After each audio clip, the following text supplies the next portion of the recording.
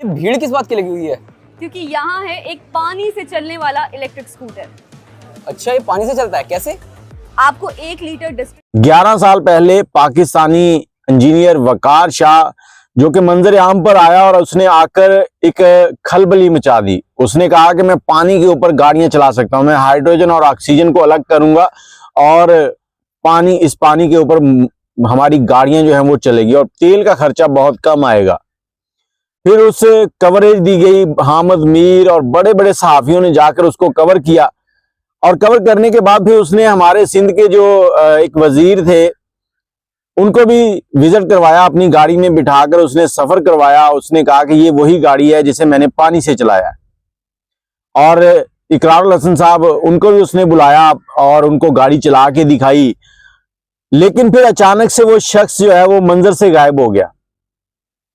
और अब 10 साल के बाद, आज से 6 महीने पहले, हिंदुस्तान की एक कंपनी ने पानी पर चलने वाली बाइक बनाई है। ये बाइक 1 लीटर पानी में 150 किलोमीटर करेगी और इस बाइक के अंदर 25 किलोमीटर पर आवर की स्पीड है। ये बच्चों के लिए बनाई गई है। पहले इस पे तजुर्बा किया, तजुर्बा जब कामयाब हो गया तो अब इस बाइक को लॉन्च कर दिया गया है। मैं हैरान हूं कि पाकिस्तान के अंदर 11 साल पहले इसी बात पर दावा करने वाले शख्स को मंजर से गायब कर दिया गया। अब वो मालूम नहीं कहां है, ना तो उसकी कभी कोई फेसबुक के ऊपर पोस्ट आई है, ना कहीं आई है। और हिंदुस्तान, वहां पर इस पर कोई बातचीत नहीं हुई। उन्होंने चुप करके एक बाइक जो है वो लॉन्च कर दी है। मार्केट के अंदर बाइक जो है इस वक्त अवेलेबल है, वो सेल हो रही है। उन्होंने ये बाइक जो है बच्चों के लिए बनाई है, जिसके ऊपर किसी नंबर प्लेट की जरूरत भी नहीं है, क्योंकि उसकी ना तो इतनी स्पीड है और ना ही वो खतरनाक है।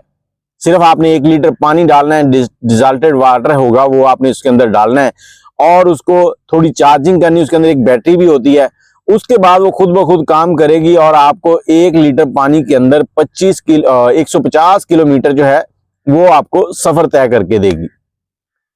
अब पाकिस्तान के अंदर ये मामला क्यों नहीं डिस्कस किया गया, पाकिस्तान में इस बात को तरजीह क्यों नहीं दी गई, ये एक सवालिया निशान है। वो वकार शाह जो है वो कहां गया?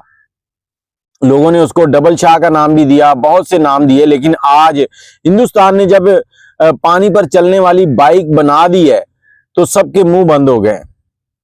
अब अगर इनमें हिम्मत है तो वकार शाह को सामने लाएं और उससे कहें कि अपने तजर्बे को तकमील पर लाओ, ताकि गवर्नमेंट उसको सपोर्ट करे।